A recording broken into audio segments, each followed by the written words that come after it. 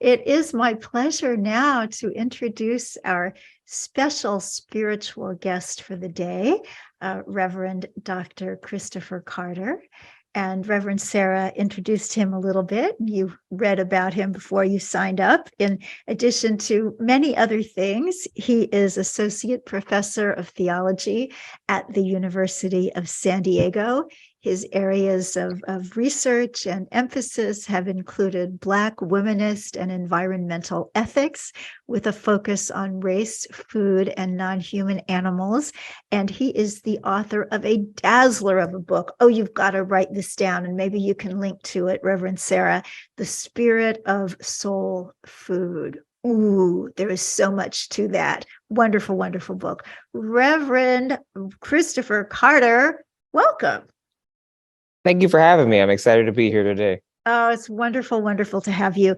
So let us jump in our tiny little short amount of time. I always feel like I need to talk fast like a New Yorker to get through what I want to get through with fascinating people like yourself.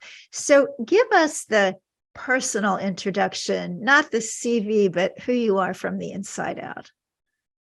Oh man, I would say, I'm a kid from Michigan with roots in the South. My family immigrated from Michigan and Louisiana.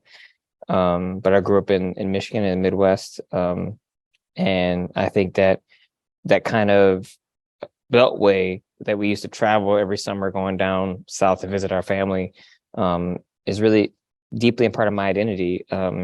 I identify with so much of the kind of work ethic of farm people, because that's where my family is up there in the Midwest, but also the kind of relationship, patience, and love and community building that I got from my family in the South. And I think those really kind of live within me. And if I was to say anything about where I am right now, is I'm a husband and a father. I have a 3-year-old son, and that takes up whatever energy I have left. I should say he gets the first dibs of all my energy, and then whatever I have left kind of gets spread on other things. And so I really am enjoying being a parent and finding so many things I've learned with the compassion practice and the work I do with compassion, as you will know. Honestly, it's probably helped me most with parenting than almost anything else in my life right now. So we always like in December to invite someone who comes from the Christian tradition, because Christmas, certainly in the US and Europe, is a really big deal for people who practice it with a religious intent or otherwise. And it's so interesting to me every year to think about Christianity and what it really means. So we know that there's Dr. King Christianity and Bishop Tutu Christianity, but there's KKK Christianity. And I know from studying religions that all of them have the basic, the essence, the beauty, and then some things that happen otherwise. But it seems to me, coming from the Christian tradition, that it just has so much of that. So how can one teaching be used for love and hate and so much in between? Man, that's such a great question. I think so much of it revolves around power and how people use religion or any other kind of beliefs to justify the controlling of power. I always define Christianity, and I would actually say, when people ask me what I practice, the quickest answer I give is, I follow the religious and spiritual teachings of Jesus, or the religion of Jesus is usually the answer that I give. And I say that because it pushes back at some of those assumptions about Christianity, because so much of it has been, I think, misused and appropriated in contemporary culture today, particularly among those on the more conservative side.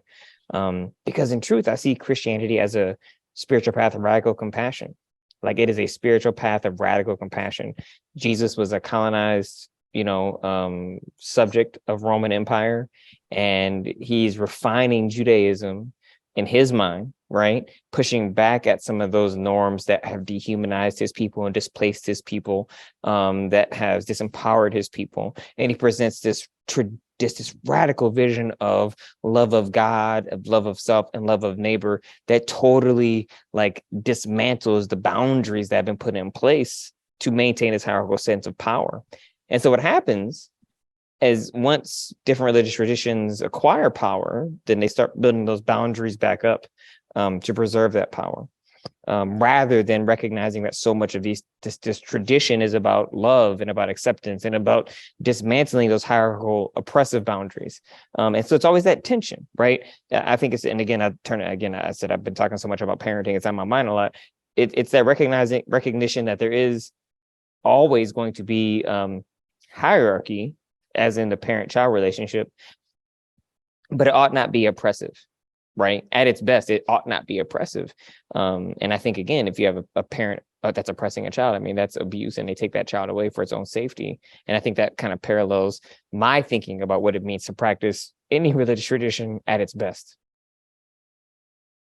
Oh, that's beautiful. So talk to us a little bit about the intersectionality of injustice. I heard about this originally many years ago within the vegan and animal rights movement, and now I'm hearing about it every day on TV. And by now, I don't even know what it means. It's very confusing. And I think everybody that uses the word probably sees it differently, but you've got the Reverend Doctor going on, so you're going to be as good to ask as anybody and better than most. Yeah, I think the importance of understanding intersectionality, I think it begins, and it's I think Reverend Sarah actually touched on it in her beginning remarks about recognizing our interconnectedness with species beyond ourselves. And I think that as a framework helps us, I believe, at our best, understand intersectional oppressions, that there are certain reasonings and arguments, what we might call logics, that people are using to justify harming other people and harming non-human nature and harming animals. And so when I think about that question, or when I think about intersectional injustice, I'm really thinking about the ways in which you might have patriarchy, for instance, not only justify and marginalize women, right? Oppressive power of men over women, but also how that infiltrates in queer spaces in terms of how that folks who are non-gender conforming, and also how that therefore impacts people of color, right? Because there's another kind of racism they're experiencing. And so at its best, intersectionality is an invitation for us to see our common sacred worth, right? So if we start from the fundamental position that we have a common sacred worth, then I think it allows us to be open to the idea that when I harm another person, that in many ways I'm harming myself, right? And I think that kind of invitation to radical community is a foundational to understanding when you start talking about injustice from intersectional perspectives. Wow, I'm going to meditate on that. Our common sacred worth. That's pretty spectacular. So broaden it a little bit more for us. How did the animals come into it for you? Yeah, I mentioned a little bit, my family's from the South. And well, I should say part of my family. My mother's side of family is from Mississippi. My father's side of family is from Louisiana, but they immigrated from Spain. And so I have this kind of dual perspective of like colonizer and colonized that I write about in the book, that I'm always wrestling with, within me, because I have, Spanish ancestry, and what does that mean? And so for me, it really began with this recognition and awareness of the experience of my grandfather growing up working on plantations in Mississippi and Louisiana, and the experiences that I still see today in the fields when I'm driving on the 5, perhaps going to San Francisco, that I see on farms today with farm workers, and also the kind of dehumanization and animalization that my grandfather experienced. And so for me, it was a connection. It was connecting stories. Again, it's that interconnectedness of sacred worth. My grandfather would talk about the ways in which he was dehumanized, right? He talked about the ways in which people talked to him, the white people talked to him especially. And he talked about the how that to them, they were nothing more than an animal. Right. And for me, it wasn't till years later. I mean, I'm in grad school and I'm talking about anti-racism, I'm talking about liberation, and it begins to, like, I have this moment, quite honestly, where I understand that if I want to be morally consistent in my argument for the sacred worth of human beings, of Black people, of Blackness as such, then that the animal question, the question of the sacred worth of the animal was at play, because the very foundation of racial dehumanization begins with the animal. Like the animal is the linchpin in the American structure of race, by arguing, and I would say particularly talking about anti-Semitism and anti-Black racism, is rooted in a kind of animalization, a dehumanization. And so for me, it was a convergence of connecting my grandfather's stories to my own particular experiences of racism, to the historical understanding of the construction of race. And it was profound, because this isn't, I mean, I'm one of the, there's not a lot of Black scholars that are also doing religion and ecology. And so I'm kind of in a little bit of the minority in that way, right? When I'm arguing that like racism is an ecological problem, right? Like as much as it is a actual interpersonal problem, and that the ways in which we talk about, the exploitation of animals is also a racial problem, right? And so I'm drawing these connections and trying to pull these threads together. That for me, it was kind of like an aha moment, that in order to do justice to my own community, I had to take seriously the role of veganism and in the animals. And that's why if you read my social media or anything like that, it always says vegan for the people, because that's what brought me there. I love animals. My wife also is a veterinary oncologist, I should say. I love animals, but really it was about the ways in which animal agriculture and animal industry is tied to the logics of race that pushed me to take seriously the interconnectedness of the animal and the human. Fascinating. This morning I was walking our new little dog we just adopted a week ago, little guy named Rupert, who came from a hoarding situation. So he's scared of everything. And two women were going into church and they were talking about, his cute little jacket and that. And they said to him, "Do you want to go to church?" And I said, "Well, he needs it because he's so scared. He's afraid to pee." And they said, "Well, thank you for rescuing him." And they said it with such conviction that I wanted to say, "What do you think of him? Do you believe he has a soul?" But of course, I didn't have the nerve. What do you think they would have said? Oh, man. I think this is like the perpetual question that I receive as a clergy person after someone has a companion animal that passes away. Like, I think that's the moment where they start wrestling with the reality of mortality.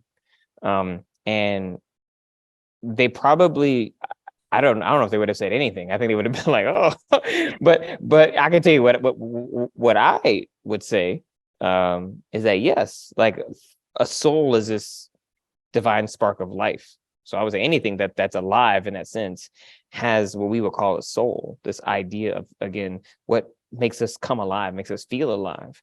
I think the challenge we have within our own, the challenge we have is that we don't have the language always to describe what it is we know to be true. That affective dimension of interconnectedness, right? There isn't words to describe quite fully the ways in which we can connect to even each other, because a lot of this is what's embodied. Like it really comes out in our own particular kind of physical expressions. There's an article, I know there's a link to my website on there that I will point y'all to if you're ever thinking about this, that I wrote called Prophetic Labrador. And it's about the passing of my chocolate lab and how that really pushed me. Again, I'm a professional, man. Like I read all this, but it pushed me to really take serious this question. And it forced me, it really helped me understand the expansion of the notion of community. And what's interesting is I've written lots of stuff and I've been able to go give lectures all the places. That article is probably the thing that's gotten cited the most, that I get the most emails about, because people find it in a moment of grief. And it's basically my eulogy for my dog, it is, and yeah, he changed me, and hopefully I helped change him for the better too. Oh, I relate to that from a loss we had recently of a dog. So let's talk a little bit about your book. Before that, I do want to invite everybody who's present, even though you're not able to chat among yourselves in the chat, you can chat to those of us who are on the platform, as it were. So if you want to just send something to me, Victoria Moran, a question for Dr. Carter, then I can be asking some of the things that you want to hear about too. But in the meantime, The Spirit of Soul Food. It is not a cookbook. Tell us what it is. There's recipes in it though, if you I want know there to. are. I know there, It's but like one of those culinary novels. yeah, that's a good way to put it. I think I'm gonna describe it as a culinary novel. So for me, when I had this realization, as you asked me, like when do the animals come in?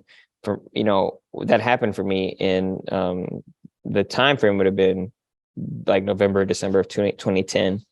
And at that point, I knew I was like, oh man, I'm gonna have to be vegan. Like it was, and I was, and so I had to figure out what that looked like for me because so I left my family back home in Michigan. I'm out here with my wife. I'm at this school that's predominantly white.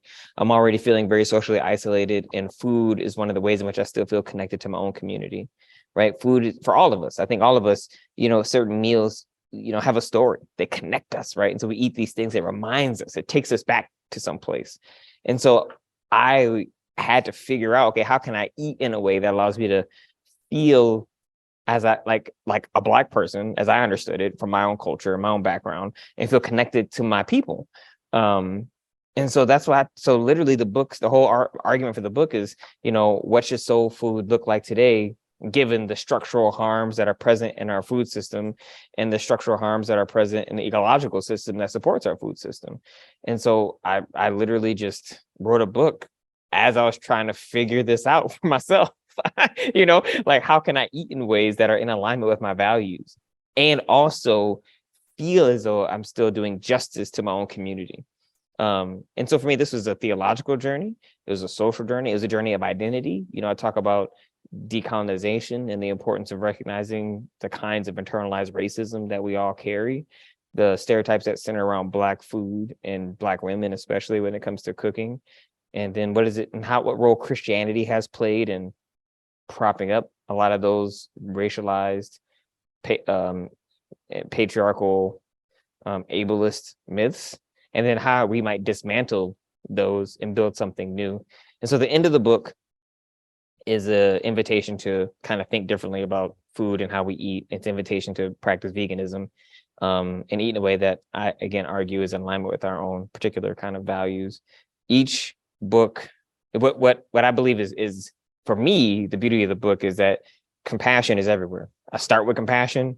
Each chapter begins with compassion. Each chapter ends with compassion. Like it's all about recognizing, again, our common sacred worth and recognizing that this is hard for people.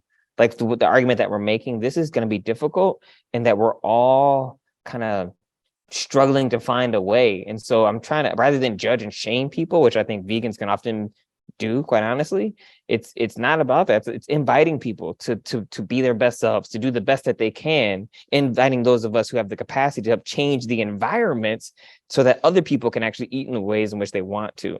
And so yeah, that's what the book is about.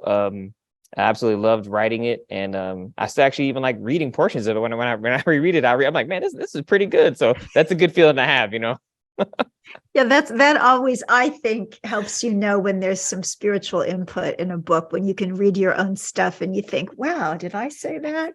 It's a great feeling. So there are a couple of questions from the congregation. Sean says, for Dr. Carter, thanks for all you've done, for your time and for your perspective. What have been some responses from folks within the ecological, human-focused social justice and theological movements who are not vegan to your work, the responses to your work from them? Sean, that's such a great question. It has been, broadly speaking, once the book has come out, it's been more positive. I would say before the book would come out and I will present pieces of my argument, it would be much more, I'm not a confrontational person in that way, but there would definitely be more resistance. But I think as the book came out and people began to engage it and read it, and they could see, and honestly, I would say the secret ingredient of this, I don't know what phrase I want to use, is compassion. I think that's the piece that's so hard for me to you have to kind of, I couldn't include that in every lecture I gave, the detail and the way I was inviting people to that. But I think it gave people space to be opened up. And I'm really vulnerable about my own history. And I think being vulnerable and talking about my own struggles and growing up food insecure and growing up poor and being on food stamps and being not having enough to eat for many years of my life, it gave me a sense of credibility, I think that I needed. But it's been, I would say, pretty positive within both the Black community, within the Christian community, and there are people who resisted parts of it, but a lot of them, they get the general argument.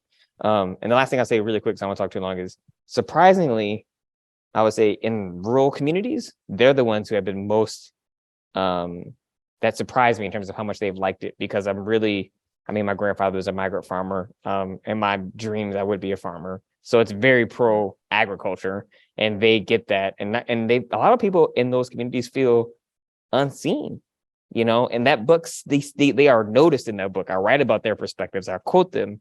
And that is one of the coolest parts for me. It's feeling the love I get from farmers and farm workers. Well, we've got at least two of them today with us. Karano and Kimmy are wonderful veganic farmers out in British Columbia. You also have an invitation, Dr. Carter. This is from Hillary. She says, next time you are in Oakland, check out Solely Vegan, Souley. Is that a restaurant? It sounds like it, and I'm definitely going to check it out. Excellent. Good idea. So we are coming up in a week on a great big old day for Christians and many others. How do you celebrate Christmas? So first, I'm usually working, so I have to say that. So there's a part of me that is at work. Like, I'm in the church right now. Like, I finished worship. We finished a couple of things, and I was like, well, I'm gonna sit in the worship hall and have this meeting.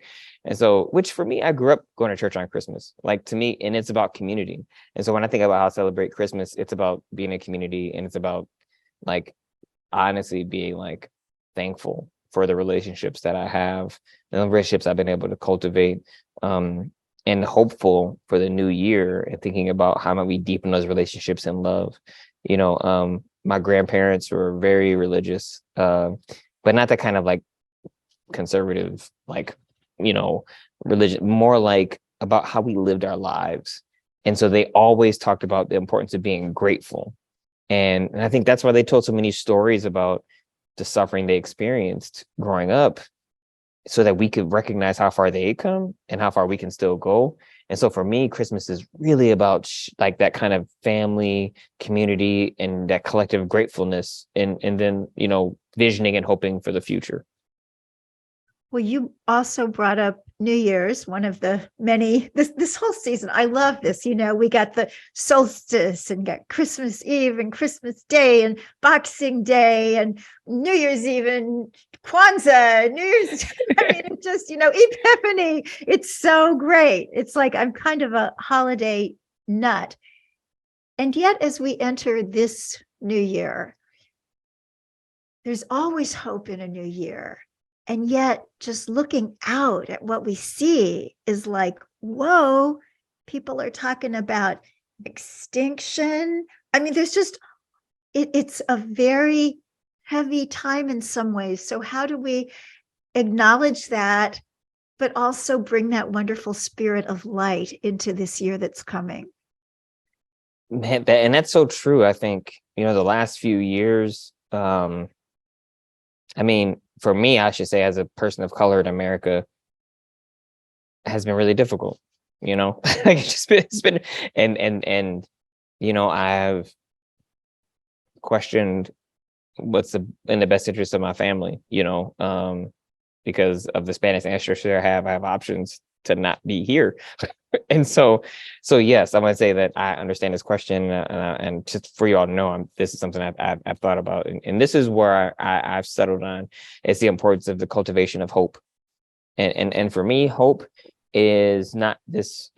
Hope is this midway point between a kind of like nihilism, this belief that no matter what I do, nothing's going to change, and it's kind of, well, we might say it's this reckless optimism that just assumes that everything is going to be okay, that everything goes according to God's plan, or that kind of language people might use.